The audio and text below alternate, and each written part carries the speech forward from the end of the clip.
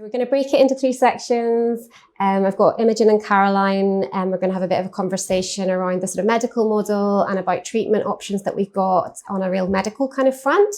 And then I'm going to introduce Michelle Miller, who's a psychologist, who's going to talk about CBT for menopause, which everyone maybe is aware of, but actually broader issues around psychology around the menopause and the transition. And then I'm going to invite Lucy, who's my partner here at Gilvray Health, and Caroline, who's our nutritionist, to come up and join me to do a little bit more about the holistic lifestyle kind of medicine side of menopause and the other things that we can do that are away from the sort of medical model, if that makes sense. So I'm going to start with you, Caroline. Do you want to introduce yourself a little bit so that we know your background and where? Yeah, sure. So I think like all 3 of us, I've come from general practice. So I've worked probably most of my career as a GP, but I've also worked in community gynecology clinic and in sexual health. So I've always had this interest in contraception and sexual health. I think as a woman working in general practice, if you've got any interest at all in women's health, you end up doing it. Women find you, I think. And I've recently joined Cambridge Private Doctors, probably the last 4 or 5 months. So I thought I would just start really going back to basics with hormones, because there's such a lot of talk about our hormones, and women will often say, oh, my hormones are all over the place. What does that really mean? So as women, we're born with all the eggs that we're ever going to have in our ovaries. About 2 million when we're born. When we go through puberty, there's about 400,000. And by menopause, there's about 1,000. So it's a real kind of rapid decrease over the years. And most months in our fertile years, the hormones in the brain from your pituitary gland stimulate your ovaries to produce these hormones. So estrogen and progesterone are the 2 main ones. The ovaries are stimulated. A few of those little egg cells will grow into follicles, will develop. They produce estrogen and progesterone. And then one of them, most months, will be released. You'll ovulate. And in the unlikely event that you get pregnant, which is not going to be most cycles, it'll then end up implanting into your womb. But for most of our normal menstrual cycles, when we're ovulating, at the same time as those hormones are being produced, the effect on your womb is to build it up. So the lining gets bigger, it gets thicker, just ready for that 1 month when the pregnancy is going to implant. So most months, it doesn't happen. The egg dies about 24 hours after it's released if it's not fertilized. Really narrow window we've got each month to try and get pregnant. And then the result of that is that the estrogen and progesterone levels fall. And that leads to the lining of the womb coming away and you having a period.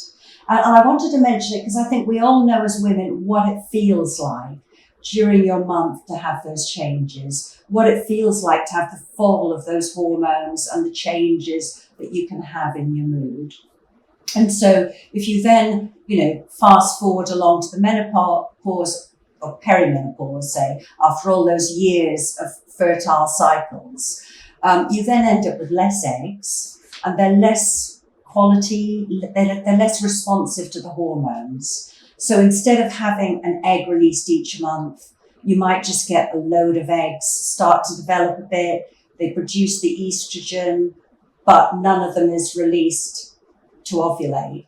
So you can end up sometimes with actually quite high estrogen levels in that early perimenopause time. And you can end up sometimes with periods getting a bit closer together, which I think is really annoying after years and years of periods for them to come closer. Or you can end up with an egg not being stimulated, nothing much happens, you miss a month, then maybe another month you ovulate. But in the meantime, the lining is built up and it's quite thick. So you end up with a long gap and then a really heavy period. So in answer to what can happen with periods, it's kind of almost anything.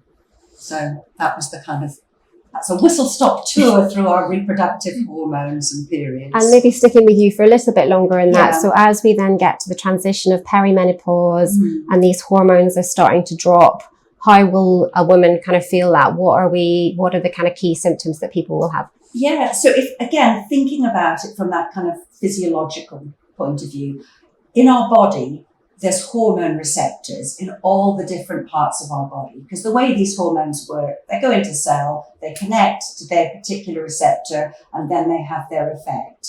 So if you think about it, we've got estrogen receptors, obviously, kind of makes sense, vagina, uterus, ovaries, but we've also got them in our bones, in our cartilage, in our breasts, and you can, again, all women know how your breasts can change over the cycle, but even more importantly, in our brains. So, it's no surprise then that all parts of our body can be affected. So the lack of estrogen, the most common ones are what are called the kind of vasomotor symptoms. They're what people will know about commonly. So hot flushes, night sweats, poor sleep, joint aching, and then I'm sounding like a very cheerful person here. Brain fog. Women often notice sort of mood changes, thinking of those kind of premenstrual mood changes. They can sometimes be really ramped up. Often anxiety that can feel quite trivial, and many, many others, aren't there, if you go through a list. And then Imogen, do you want to introduce yourself and then maybe step into the conversation a little bit? Tell us about your background and your experience. So I'm Imogen Shaw. Again, like Caroline, background in general practice, many years as a GP, got interested in menopause and have been looking after menopause women probably for 40 years now. Then I got involved in writing the NICE guidelines in 2015 and a member of the British Menopause Society and quite involved with their work. So do you want to jump in then? Yeah, where we start. We start with treatment. So we start bringing HRT into the conversation and have a conversation about what that means and what kind of form that comes in and open the door. Going on from Caroline, yes, the sort of perimenopause where periods are coming shorter, longer, chaotic, is the first sort of point that I usually see women because they don't like this upset, the chaotic bleeding, and along with the vasomotor symptoms, psychological symptoms. And so that's the first stage that we can treat, and we often treat it, all those symptoms are due to low estrogen. So we would treat them with estrogen. Any of those symptoms that are truly menopausal will respond to estrogen. So in perimenopause, when women are still having periods, we'll give them estrogen and cyclical progesterone, which will then produce a more predictable period once a month. Once we get further into the menopause and women's periods would have naturally stopped, which is usually about 54, we can then give them bleed-free HRT, which is estrogen and progesterone in the same dose all throughout the month. Again, will cure all their menopausal sounding symptoms. Would you like me to go on to preparations? Yeah. So great, yeah. We can give estrogen as tablets, gels, sprays, or patches. All work the same way to replace estrogen. So as long as you get the right dose, they will all be effective. If you have a uterus, you have to have some progesterone. And you have to have sufficient progesterone to oppose that estrogen. The progesterone doesn't cure any symptoms. The only reason you take progesterone is to keep the line of the womb thin.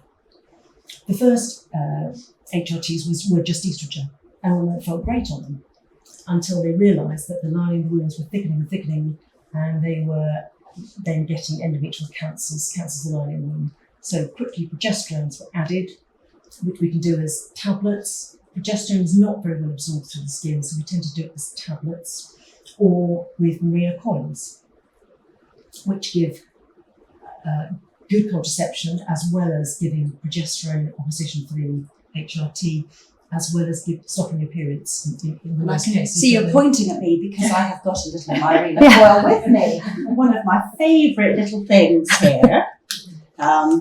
Look at that little uterus, and there it is. That is the magic, and I think it's important for people to be able to see because it provides contraception, which we'll talk about in a moment, but it also helps to provide that protection for the lining of the womb and make periods much lighter. And the thing that sometimes comes up in this conversation about progesterone is that there's some women who seem to get on really well with progesterone and some people who seem to not tolerate it very well. Would you say anything about that, about choice of your progesterone? Yes. I think the older HRTs had synthetic progesterones in, which did give a lot of side effects and women didn't like them. So now we're moving much more towards natural progesterones, which most women like because they're slightly soporific. They can make you feel a bit sleepy, so women like them because they enhance sleep. A few women don't like them though. Just a few don't get on with them. And paradoxically find they don't sleep with them. But most women like natural progesterones, don't they? And they have a lower risk of breast cancer. So there's a good clinical reason for having natural progesterones longer term. And I guess then you mentioned contraception. So HRT is not a contraception. So what's the kind of stance on what we should be doing with contraception alongside this? So obviously if you've got Mirena, then that is contraception. But if you think about those hormones, they're trying desperately, the hormones in the brain, to just push out another ovulation to make you fertile. So even if you haven't had a period for a while, you could still be fertile if you're having regular periods up until the age of 55, or certainly for a year after your periods stop if you're over 50. So, it's important to use. So the Mirena can be used as part of HRT and for contraception, or most of the other methods of contraception can be used. So the progesterone-only pill is something that can be used alongside HRT. The implant can be used alongside HRT. Some women in the perimenopause, in their 40s, will use a combined contraceptive pill because that will provide contraception while also just taking the edge off and providing some estrogen to help with the menopause type symptoms. And what about topical estrogens, as in vaginal estrogens, and that? Where do they sit in this kind of conversation? And yeah, so that's a completely different type of estrogen. So that is going to help with we haven't mentioned the vaginal symptoms at all, have we? So I mentioned the receptors in the vagina. So that is something that is really, really common in most women, and particularly the further you get after the menopause, the more likely to have dryness. Women often talk about burning, soreness, pain having sex, discomfort. And that can be helped by what we call topical vaginal estrogen, like the ones that Imogen was talking about. They can come as tablets, gels that you put inside the vagina. There's a vaginal ring that can stay in there and provide it. And I think it's really important to help with some of the symptoms I mentioned, getting cystitis, all of those sorts of symptoms can be more common again after the menopause. And maybe that leads us into some of the conversations around some people who might not be able to have HRT and why you might not be able to have HRT, but you could still have the vaginal estrogen. Do you want to talk a little bit about some people who can't? Do we get into the world of breast cancer? There are many contraindications to HRT, actually. Most women can have them. And they're pretty safe. Through the skin, HRT is pretty safe. The only real contraindications will be breast cancer and active liver disease. Most other things we can get round. And occasionally we do give women with breast cancer HRT after a lot of counselling and in conjunction with their oncologists. Although bioidentical HRTs are, so natural estrogen and natural progesterone are safer, they are not completely without risk, and there is an increased risk of recurrence in breast cancer with estrogens and testosterone. So it would have to be with a lot of counselling we would do that. Otherwise, there's not a lot of contraindications.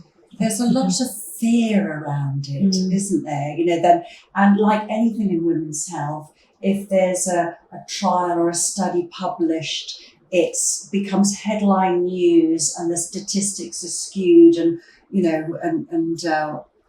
things are reported in a way that makes women worry, I think. And I think the thing that helped me, you talked that we did an event last night as well, didn't we? And you talked through the kind of the infographic you described it as. Yes. And do you want to talk us through that in terms of what other things we might have going on in our life, which also increases our risk of breast cancer? It just helps put it in context. Yeah, definitely. So the thing about breast cancer is that it's really common. So your lifetime risk is 1 in 7, 1 in 8, and it becomes more common the older we get. So I think it's looking at the numbers of women. If you had 1,000 women between 50 and 59, about 23 of them are going to get breast cancer just because in their lifetime. That's just statistics. If you take HRT, there's an extra 4 will get breast cancer. But in addition, then that's the combined HRT we've been talking about. But if you smoke, an extra 3 will get breast cancer. If you drink, this is a sad one, more than 2 units of alcohol a day, an extra, I think it's 4 will get breast cancer. I think that one's 5, losing my numbers. But, it's just to say that there are things that you can do yourself, changes that you can make to reduce your own risks. And women who are obese, there's an extra about 24 cases of breast cancer. So there's things that you can do, and I know that you guys are going to talk later on about the lifestyle, to control your own risk, because I think it is something that women worry about. And we've been talking a lot about, I guess the traditional menopause at around 50, 51, but in terms of somebody going through menopause a little bit younger, HRT is really important in terms of bone health, particularly if you're going through. Do you want to talk a little bit about bone health and prevention? I think obviously once our estrogen levels drop, our bones start becoming less robust. The rate of bone breakdown exceeds its ability to replace itself.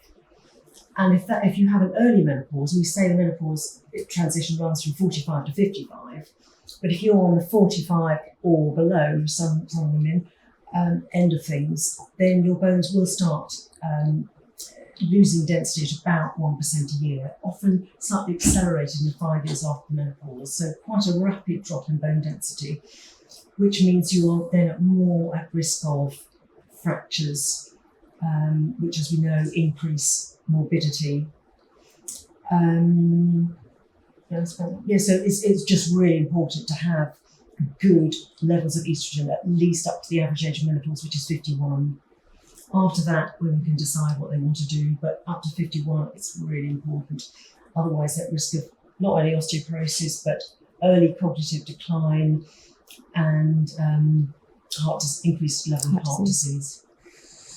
And then so in amongst that, you mentioned testosterone. So I think we kind of need to have that conversation as well, don't we? So tell me about testosterone and its role in menopause and treatment. So testosterone, as Caroline said, is a female hormone as well. All our testosterone levels drop off from about mid-20s. We have this slow decline in testosterone from mid-20s. So by the time you're 40, your testosterone levels are likely to be in the sort of bottom third of the normal range, which doesn't affect most women. But when they hit the menopause and their estrogen levels drop, they often notice a drop in libido. It can be due to all sorts of other things, as we said, about lifestyle. But women, and most of the women I see, I think it's pretty common, isn't it, would say they experience a loss of libido at menopause. I personally find giving a good dose of estrogen back and some vaginal estrogens helps a lot of women, because when they're getting a good night's sleep and their mood is better and their motivation is better, often their libido returns. But for the women who, despite all that, those treatments, still find that they have low libido, which is affecting their quality of life and their relationships, there is the option to have testosterone. There's no licensed preparations in the UK for testosterone, so you have to have male testosterone. There is a female testosterone cream which has been produced in Australia, which you can get in, but it's only available privately. Some GPs will now prescribe male testosterone off licence. Not many of them. So it does tend to be something that maybe has to be prescribed privately. And then because we're using male testosterone, it's really important we check women's testosterone levels to make sure they're still within the female normal range for testosterone and they're not starting to get into male territory. And it's just not the answer for everything, though, is it? Because I know you'd mentioned that with the estrogen women, it helps all the symptoms, you feel great. But probably about 50% of women who start on testosterone end up coming off it. They just don't find it's really had that effect. For some women, it really does seem to help. I think particularly women who have had a surgical menopause, so they've actually had their uterus and ovaries removed young, because about 50% of our testosterone comes from our ovaries, 50% comes from the adrenal glands, but they have a big sharp drop in testosterone. They really notice it, and they usually do well with testosterone replacement. And I was just going to say, I think just listening to you talking, what that's all saying to me is the importance of individualising what we offer women, seeing the woman in front of you, what is going on in your life, what's important to you, what are your symptoms, what do you want, what would be acceptable, how do you want things to be, and what are your individual risks and benefits. So it's definitely not a kind of one size fits all. Yeah, absolutely. I had someone who messaged in beforehand with a question around that area. So she had breast cancer, knew she couldn't take HRT, and she was asking about whether she could take testosterone, whether that's possible without the HRT. We don't really advise that because part of testosterone is metabolized into estrogen. So you're still risking recurrence. Yeah. Yeah. And I think one of the other questions was about that kind of concept of maybe some women who felt they'd missed out on HRT and were coming round sort of a little bit later in life, post 60, closer to 70, asking if they could be started on HRT at that point. Who wants to say something about that? I mean, there's no strict rules on age of starting and age of stopping. But the studies, or the earlier studies, certainly showed that any woman who started HRT after 65 was an increased risk of dementia and heart attacks and strokes. Now, these were, in general, unhealthy American women who had a lot of other medical issues. So as long as somebody is still healthy and they have a low risk of cardiovascular disease, I would still look at starting older women very cautiously on low doses of HRT. So it's not a complete contraindication, I would say. And then the other thing that I realise we haven't sort of mentioned is that sometimes for the older women, the vaginal estrogen might be helpful. That might be all that's needed, because if you just think, the hot flushes tend to be around the time of the menopause. For most women, they get less and less, but those symptoms are going to carry on.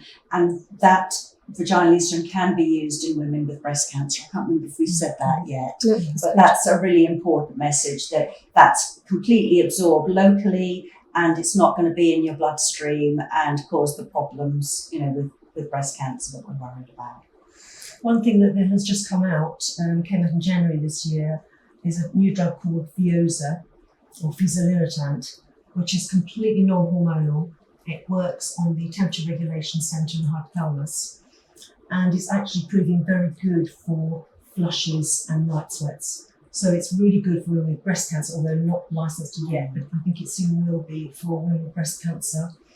And for perhaps the older women who don't want to start on hormones but are still being plagued with flushes, about 7% of women never stop flushing. So these women, they might be 65 and they're fed up with it, a bit old to start HRT, but could have fezolinetant. You could. Is there anything else that fits in that category of other things that you would think could be worth trying if someone isn't going to do the HRT route? And there's all the alternatives, aren't there? Some women don't want to take HRT. I mean, I usually persuade them, if they've got symptoms, that actually trying rid of HRT is probably the best route. But if they don't want to, there are phytoestrogens, there is red clover, there's St. John's wort, there's a whole host of supplements, which some women find helpful, and if they find it helpful, then fantastic. Yeah, and I'd say, just to be cautious for women who have reasons not to take HRT, like a breast cancer, because some of them do produce estrogen-like compounds, so that's how they're working. And they're all unregulated, aren't they? So at least with the treatments we're giving, we know how much we're giving someone, but those can be, any amount, and so you don't quite know. And then the other thing, I think whether you use the words bioidentical, body identical, and often we hear about different clinics who are giving slightly different preparations of HRT. Can you just explain the difference? So bioidentical HRT it originally was given by alternative practitioners. It is unregulated. They often have lozenges, pills, creams that are compounded in who knows where, and they're completely unregulated, so you don't quite know what you're getting. So we really try and resist giving any of those, and advise people not to take them themselves, because at least with regulated, so we call it body identical, just to distinguish it from the alternative bioidenticals, but it is bioidentical as well. But body identical is regulated. We know exactly what you're getting. We know exactly the doses we're giving you, and we know exactly the risks and benefits of those doses. And they're both as natural as each other, because that's often the thing people will say, they think they're getting the more natural version of it. Also, some of the lozenges have oral testosterone in them as part of the compound. Oral testosterone is not safe, and we've seen liver damage with oral testosterone, so definitely not a good thing to take. Super. I'm going to move things on and invite Michelle up to talk about psychology. Thank you. First of all, I'm so happy to be here. I think this is just amazing to have this connection and community and talking about things. So I'm a psychologist, and I've worked in perinatal mental health, so with women and babies for a number of years, and I've had my private practice in specialising in women's mental health alongside that. And from mid-July, I'm full-time in private mental health in my private practice. So this is a really, really important topic, not only globally for all of us, but it's very close to my heart. With considered disclosure, I had very early menopause and secondary infertility. And so my menopause was tinged with a sense of loss. Words that pop into your mind, you don't need to tell me, hold them in your mind, and I'm going to ask you again at the end. If you can hold in your mind, what words come into your mind when I say the word menopause? Or when I say the word menopausal woman? So just think about what those words are, what they might come into your mind. So we've been hearing about the physiological, the biological changes that take place and the treatments that are super important for that. But what we know, and research is really showing and evidencing, is that there is a connection between the mind and the body that happens in menopause. And we can't ignore that. There's some really amazing research that's come out recently that's evidencing that. And so what we know is that a woman will go through these physiological changes and through the transition. And if we think about it, we've gone through other transitions before. We think about adolescence. What does that bring up? It brings up, the storm of hormones, changes physiologically, changes physically, changes in our social life, in our cognition, and our thinking, the way we think about ourselves. That's already happened to us. We've gone through that. And for those of us who are parents, who've had children, we've gone through matrescence, where we were not parents, and then we were transitioned into being parents. And that came with changes as well. Think about your body changing, the physiology changing, relationships changing, your sense of self changing. So menopause, to my mind, is another one of these changes. And it's not just the physiological change. So if we think about what's happened to us physically, what's happening to us, we've got hot flushes, we've got, sexually things might not be going that well for us. We've got cognitive changes, our skin changes, our hair changes, we have sleep deprivation. So many things are happening to us. But we don't necessarily just have to hold the view that it's a negative thing. There can be positive growth through menopause. We can really feel empowered. And if we only hold a Western perspective, we might think, this is pretty damn horrible. But if we look at other cultures, there's all kinds of narratives around women being wiser, women being empowered, women really contributing, rather than using their femininity, losing their value, and using their role in society. So these are things that are influencing our experiences of menopause. And that's why I really do hold the belief that it's a whole, what we call a biopsychosocial model. Yes, there are things happening to us in terms of our biology, but there's also something happening to us in terms of our psychology. And then of course socially, those factors play a part in our experiences of menopause, which is why I was asking you to hold those words in mind, because they might come from narratives, they might come from things that are being told to you, they might come from stories of older people, older women saying things to you. So let's think about mental health in menopause.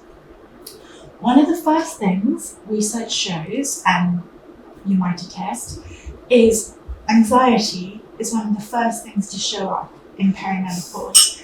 What you were saying earlier is just like, oh yes, my notes are full of what you're talking about.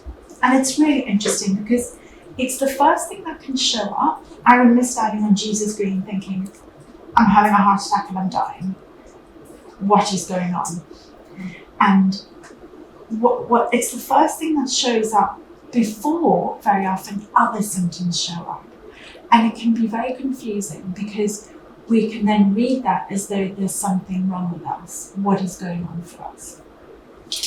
So we know that in treating menopause within the therapeutic context, and I'll talk a little bit more about cases, I'll give an example of a case, but what we know is that CBT it's nice recommended intervention, it's an evidence-based intervention for certain aspects of menopause struggles.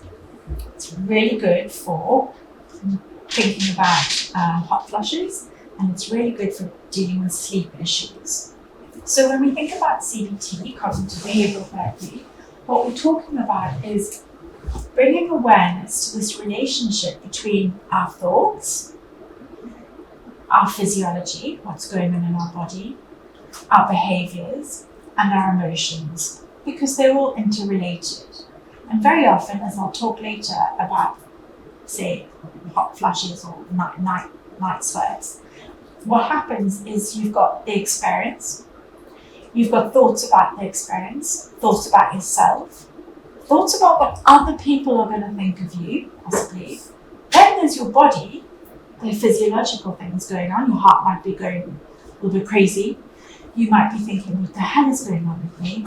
Actually, I'm not going to go out. I'm just going to avoid something. And I'm not going to, go into that social situation, because if I go there and my face starts to flush, I'm going to be really embarrassed. What will people think of me? They'll think, oh my God, she looks a bit nuts. Her face is, what's happening to this woman? That's really embarrassing. So we've got all thoughts around ourselves and the incident, the hot flush, for example. However, CBT is really good for thinking about what's going on in your body and how to regulate your nervous system. So what we do is we enable people we teach them paced breathing, for example. Breath is really important. I know it's like saying drink water every day, but breathing is so important.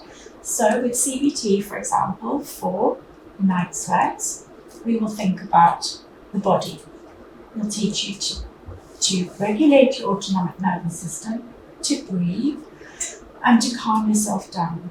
We will then enable you to think about the relationship you have with your thoughts. So we help you to restructure, reorganize those thoughts.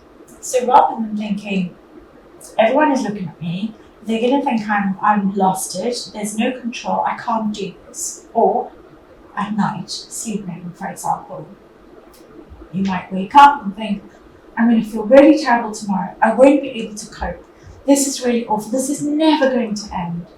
What we try to do is help you restructure those thoughts along with some behavioural changes. So we suggest getting up, going to do something else, calm yourself down and come back to bed. And then we also talk about sleep hygiene and the room and so on. So CBT is really good. It's really good for certain aspects of menopause experience. So it's really good for thinking about hot flush experiences. It's really good for sleep issues. However, it deals with the cognitive aspect of the experience really well. What it doesn't do as well as some other models, which are not researched and not funded as much in terms of research, is it doesn't deal with what it feels like inside. So it doesn't necessarily deal with the embodied sense. It doesn't deal necessarily with the sense of identity shift, with that feeling of I don't have any worth anymore. I don't feel that great. I've become a really irritable mother. I'm snapping at my children.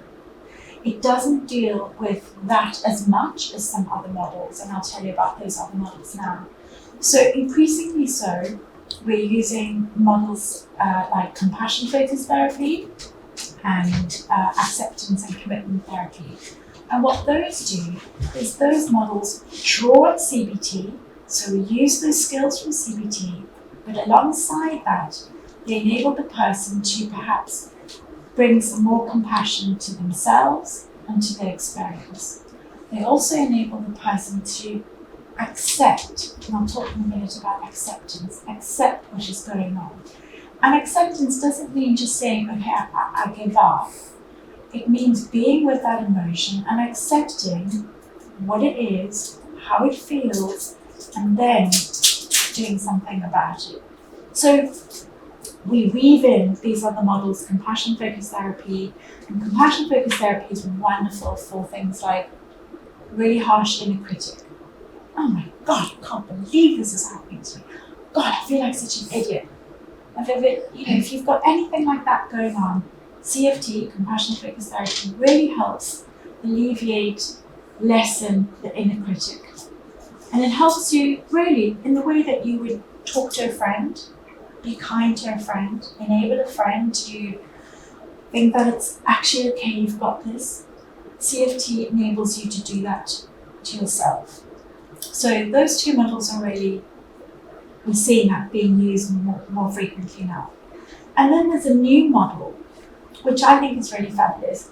It's been designed by a psychologist who was inspired by a woman called Dr. Sarah Mackay, who's a neuroscientist.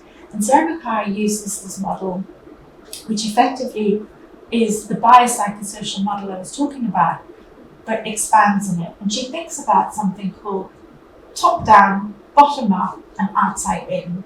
And essentially what that's saying is going to regard the things that are going on around us in our life. You might be looking after an older parent. You might be going through menopause at the same time as having an adolescent in the house. I can tell you that is not easy. So we think about what is going on outside of us.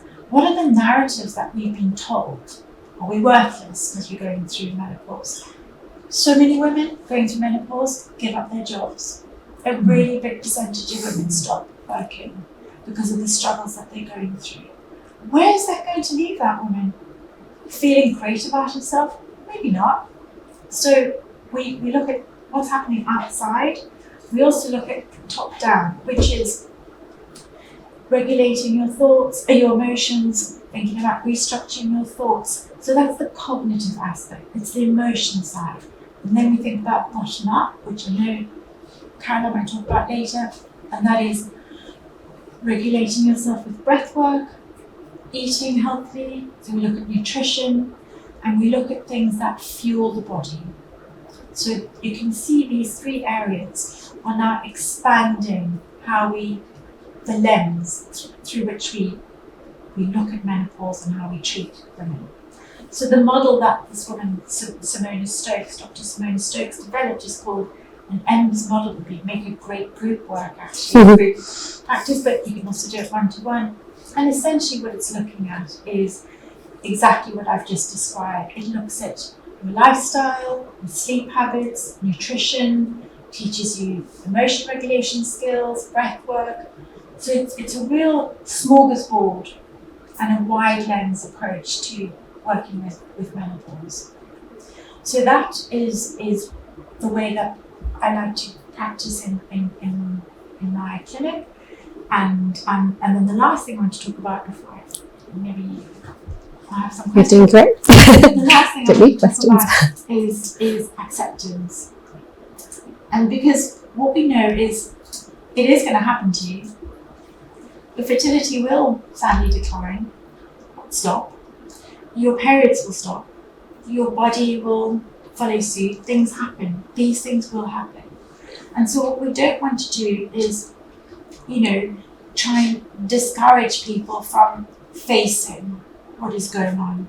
We want to help and support people to face what is going on, but have the skills, the knowledge, be empowered to deal with it. That's really important.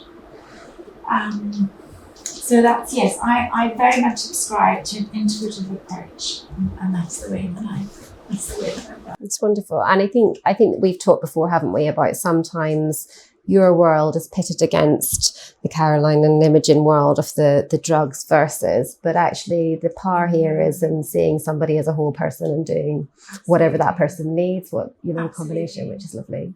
And in particular with perimenopausal depression, sometimes those women don't respond well to antidepressants. What they respond better to is a combination of HRT and CBT. That combination can be gold for many women. So I absolutely subscribe to that. And this integrative way of working, it's not an either or.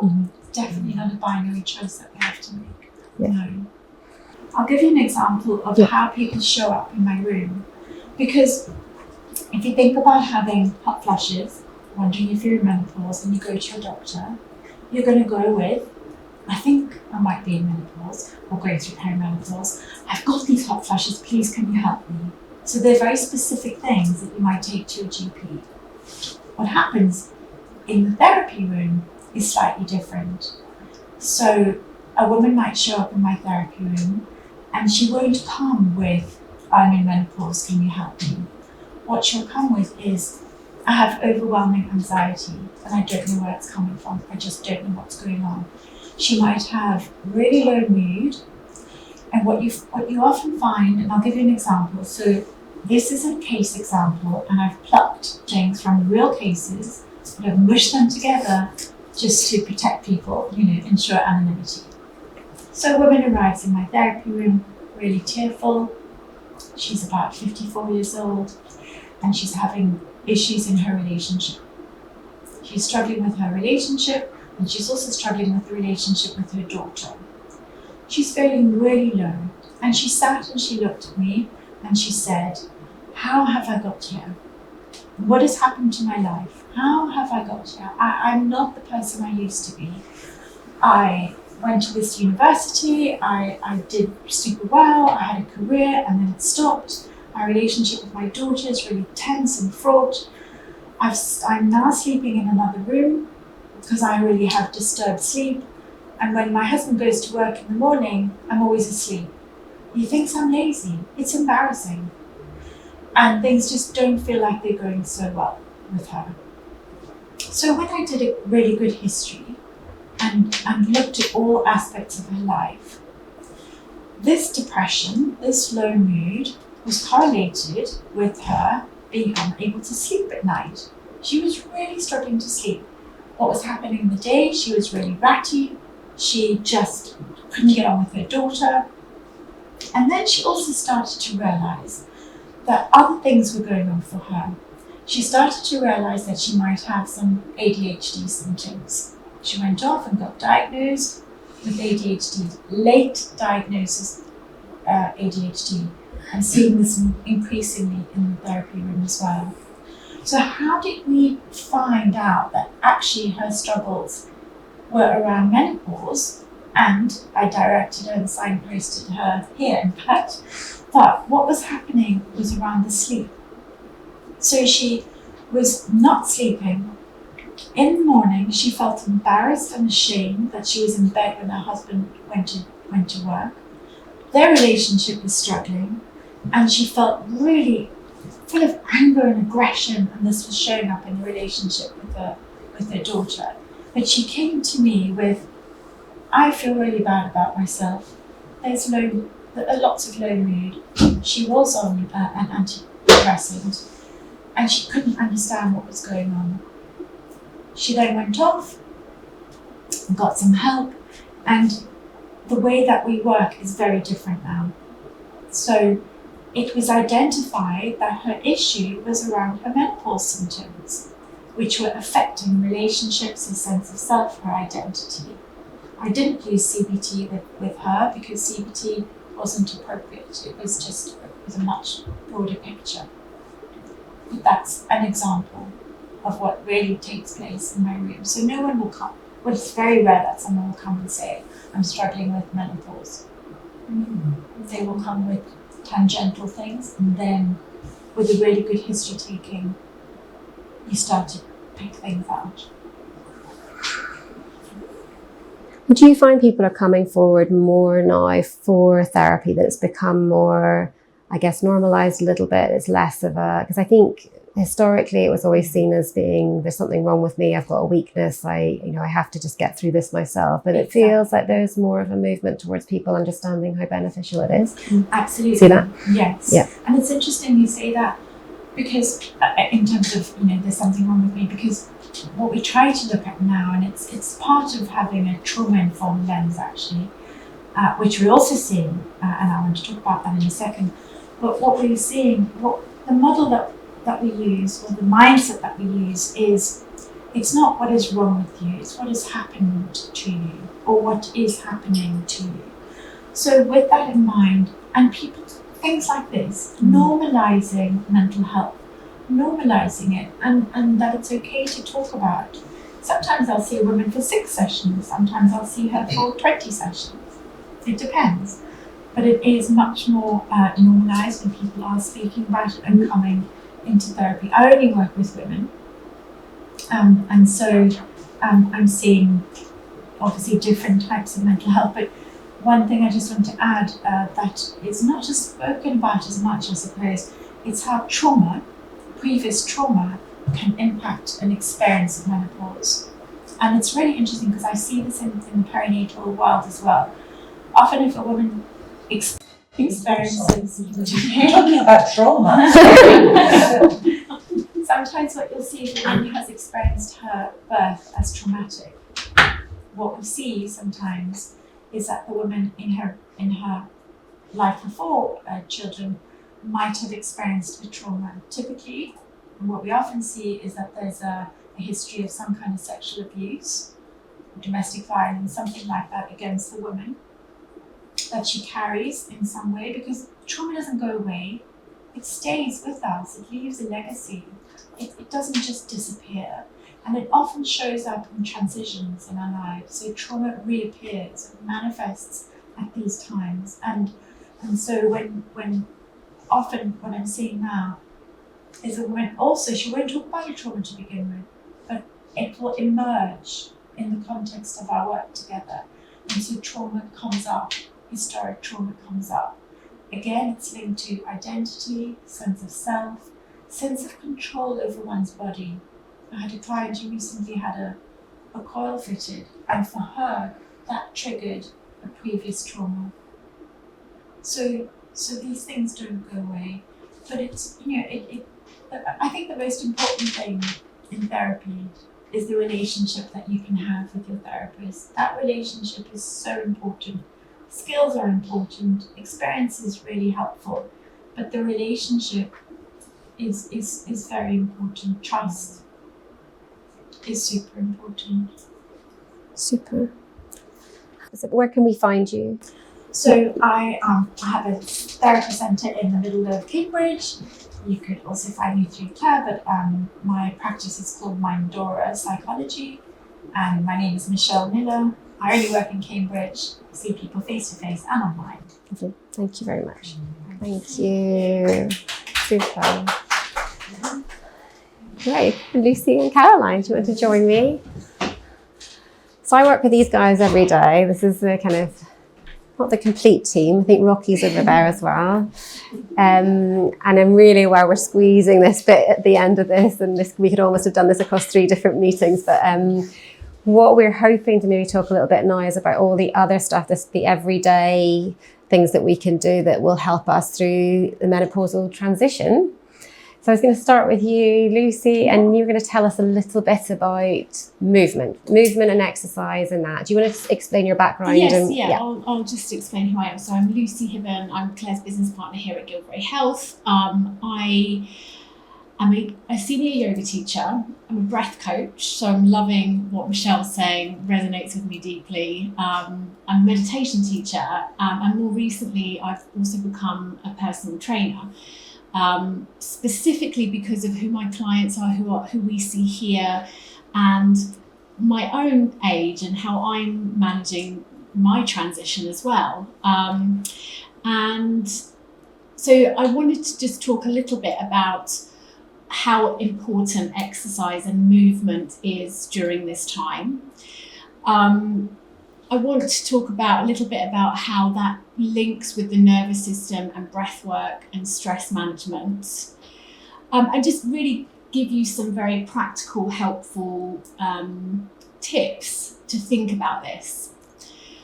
So we know that as we decline in progesterone and estrogen, lots of changes happen in our bodies. And one of the biggest things that links to exercise and movement is the loss of skeletal muscle, and that's really important. So from the age of 30 we lose skeletal muscle, so we have to bear that in mind, but also bone density as well. And there's lots of other things that happen too, but they're kind of 2 of the key things that we need to think about.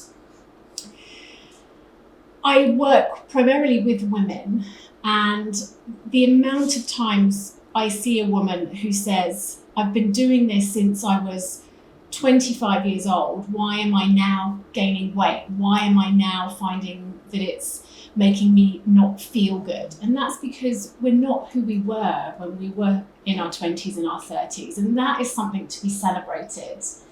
And I always say to people, don't be scared of switching it up. So the most important, there are sort of two things to really consider when it comes to movement. Number one is that, actually there's more than 2. I'll try and be brief. Number one is you are your own unique, wonderful self. Don't compare what you're doing now with what anyone else is doing. Meet yourself exactly where you are and start with what you've got. Don't feel like you have to go from doing nothing to doing it all. Number 2, work with somebody that will coach you through it. Work with somebody that will help you and guide you through it.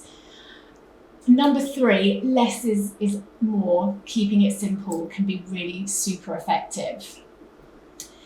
So if someone were to say to me, what should I be doing? What should I be doing? I would say you need to lift weights. 100%. You need to lift weights. You need to work with resistance. I'm looking around the audience to see whether people are agreeing with this or not. This is something people are aware of. It's definitely where the research is in this age group. But just checking whether people have heard that or not. So. And if you're doing no lifting weights now, you've got the most to gain by lifting something and working with some sort of resistance. It really helps with increasing our skeletal muscle. It keeps our bones strong. It helps with the joints. Does anyone have any experience of feeling stiffness and pain in joints and things like that? It just helps so much with all of that, especially if you're working with a coach that can guide you through how your nervous system is reacting to all of this and how important your breath is when it comes to doing all of this. And it doesn't need to be complicated, and you don't need loads of expensive equipment or even a gym membership. Lifting weights 2 to 3 times a week is brilliant. Working on compound movements, so think about deadlifts, squats, rows, and presses. They are fantastic. There's just a handful of movements there that really tick so many boxes. In terms of how many times you should be doing a movement, you want to do it 8 to 12 times, 3 times over, and you want to do it at a weight that when you're getting to the last few reps, you're really struggling, you're making those faces, it's becoming really hard. That would take you around 30 minutes with the correct rest period in between. So we're not talking that you need to find hours and hours of time each week to do it. And then you just want to progressively overload yourself. So you want to just keep adding little bits of weight every few weeks to challenge yourself a little bit more. It won't make you bulky. A lot of women don't want to lift weights because they're worried about how it will make them look bulky. You know, I could tell you how to make yourself look bulky, and it's not doing that at all. We've got to think, I really resonate with this thought that I spent my 20s training for my bikini body. I'm kind of training with the, I'm going to say wrong mindset back then actually. I train now for my old lady body. I want strong bones and strong muscles, and I want to be able to continue to feel well and at home in my body. And every time I go into my gym and I spend just 10 minutes lifting some weights, I know that what I'm doing is depositing a little bit of currency in my longevity health span bank account. So again, it's simple, it's quick, and it's so effective. Obviously, having good form, making sure that you're doing things properly and that you don't get injured are hugely important. And that's why I always recommend working with a coach, at least having someone that you can talk to, someone that can kind of help you with what to do and how to do it and when to do it. And then I'll just, before I finish, just briefly switch on to cardio. I've been guilty of this, and Claire's was like, so saying nothing. But I see so many people who are just doing HIIT class after HIIT class after HIIT class. They're actually gaining weight, they're not feeling great. And it's because as we reach a certain age, we become less able to sort of balance the cortisol, the stress hormone in our bloodstream. And there are certain types of exercise, high intensity interval training being one of them, that spikes cortisol.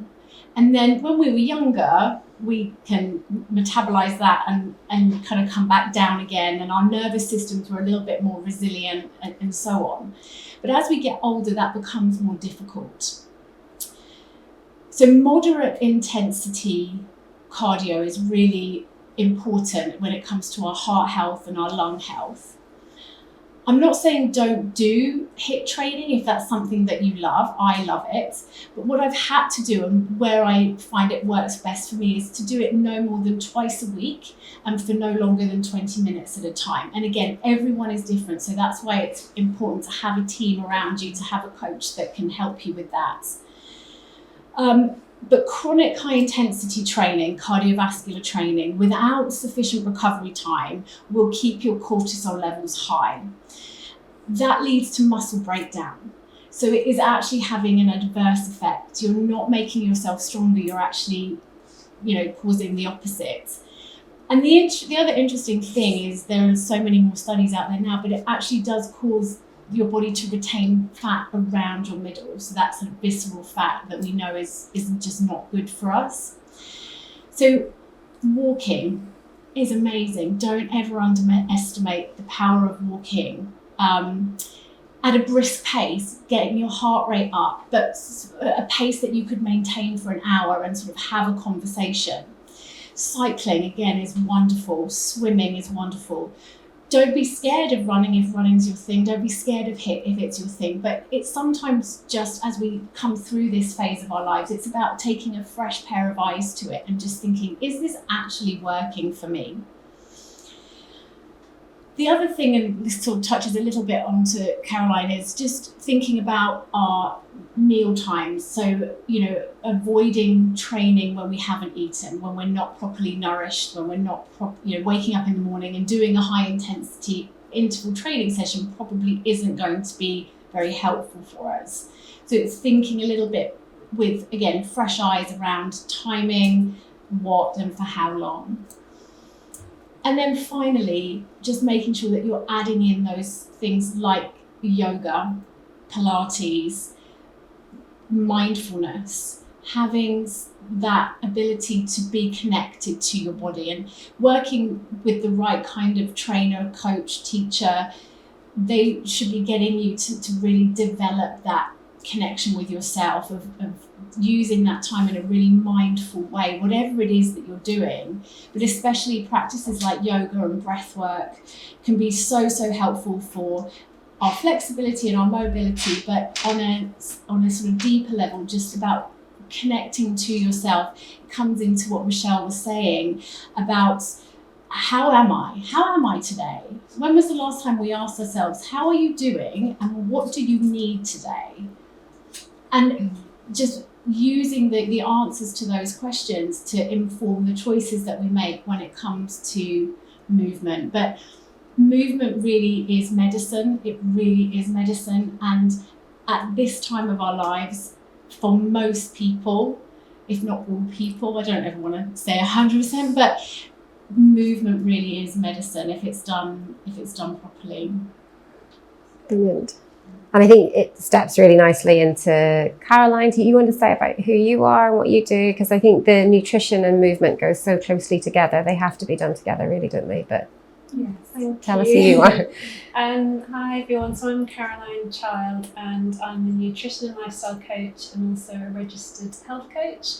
And my background is mostly actually in blood sugar control. So I've been a diabetes prevention coach and a diabetes remission coach with the NHS for a few years. I also have my own private practice and I'm also super lucky to be involved in the clinic here, so working with Claire and Lucy since March.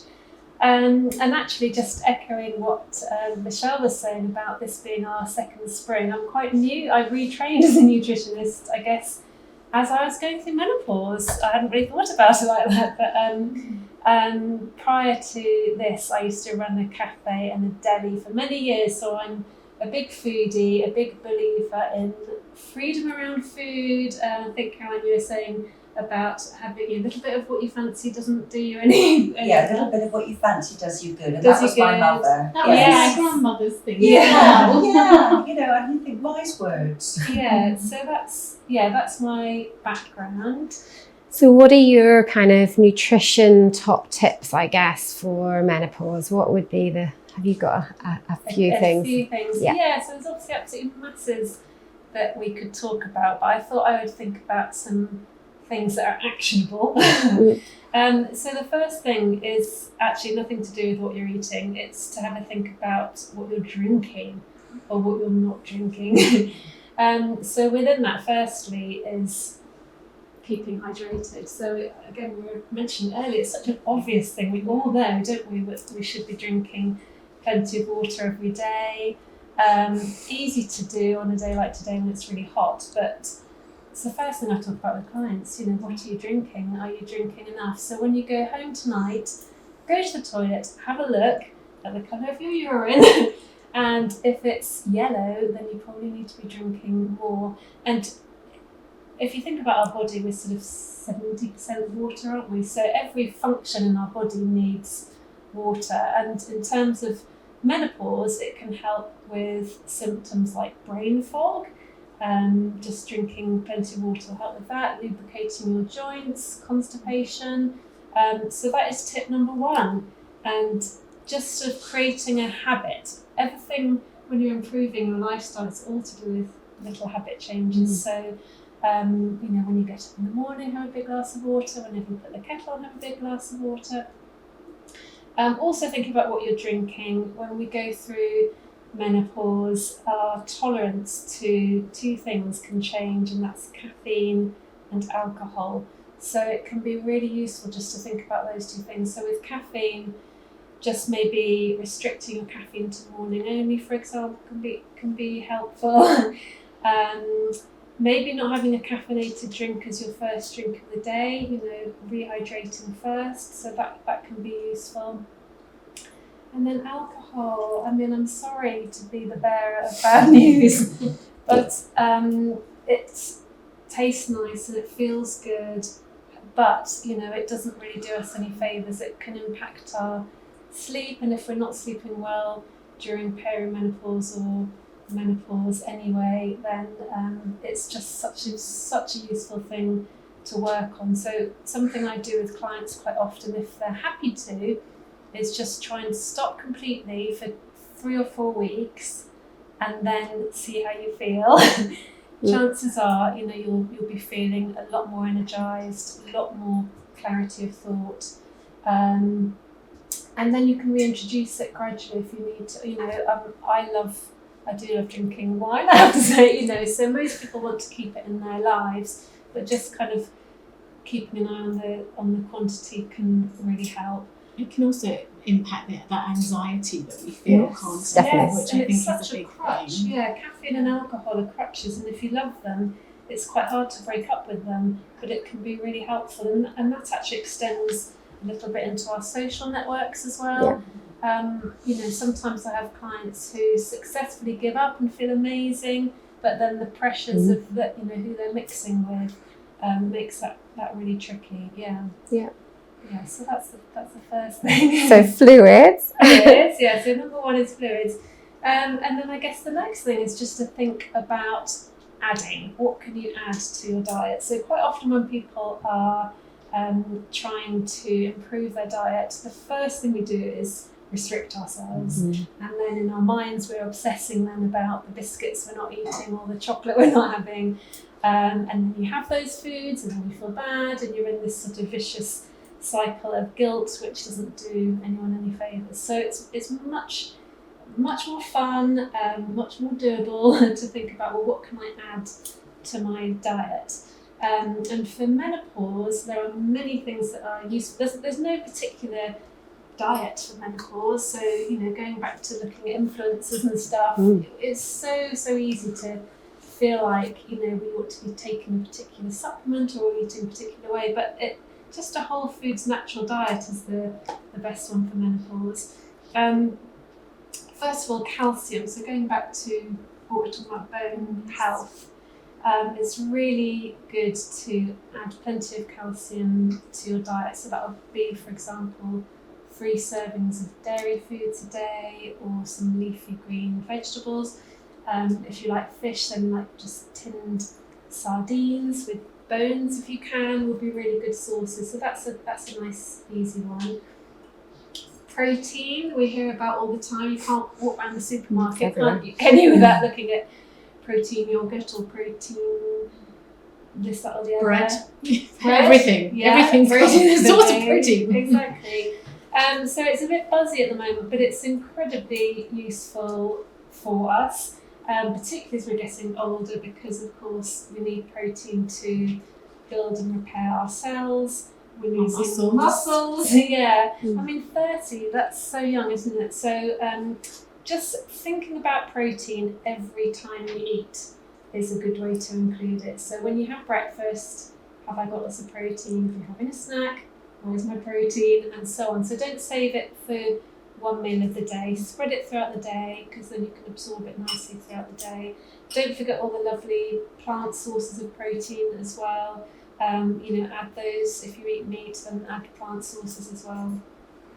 Fill about a quarter of your plate. That's what the NHS says. So that would be. And when we do some tracking of some people with what they're eating, it's always protein is what we're not quite hitting. And I think sometimes there's bad sort of press out there about protein and people are over egging it, but actually, I think most of the science does seem to say that it's good for us. And I think definitely in the female health world, it's coming through as being something we can do that's really protective for our health, helps keep us full for longer, helps us manage our kind of sugar levels.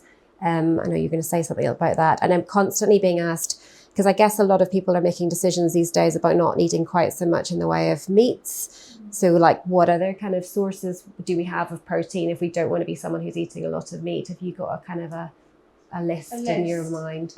Yeah, I guess if you can eat fish, then fish would be a really great source. Eggs are amazing. They have every amino acid possible. And I'll just say very quickly before I forget about eggs, they're a good source of something called choline, which is great for brain health. So they're fabulous to include in your diet. Dairy, of course, milk, yogurt, cheese, all good for protein. Then on the plant side, you've got nuts and seeds, and you've got pulses. So peas, beans, lentils, which are amazing. And some of those, like soya, are complete proteins. They've got every essential amino acid, which leads me nicely on to, soya, and probably a lot of you know, is a really rich source of plant, phytoestrogen. And supposedly that's why women in China and Japan don't really have so many menopausal symptoms, because they're eating really high volumes of soya, which has this natural plant estrogen in. So that can be nice to include in your diet, and that's actually not too, it doesn't have to be tofu or tempeh, which I know Claire's very good at cooking. I really struggle to make tasty, but things like soya yogurt or edamame beans or soya mince, are really nice to include as well.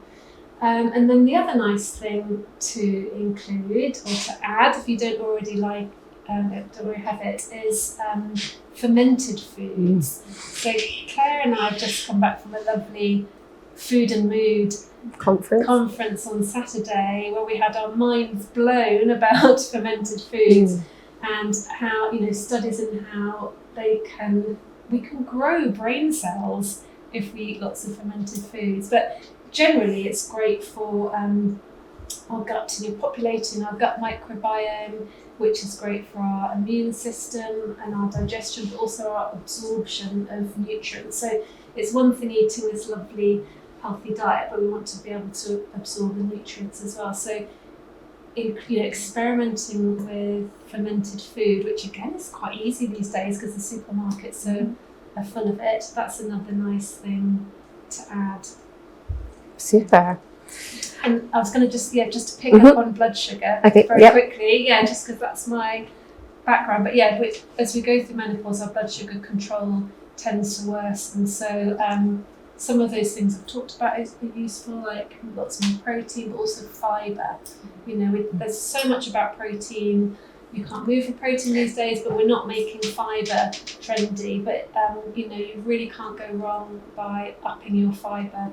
I think something like 90% of us aren't eating the recommended amount of fibre.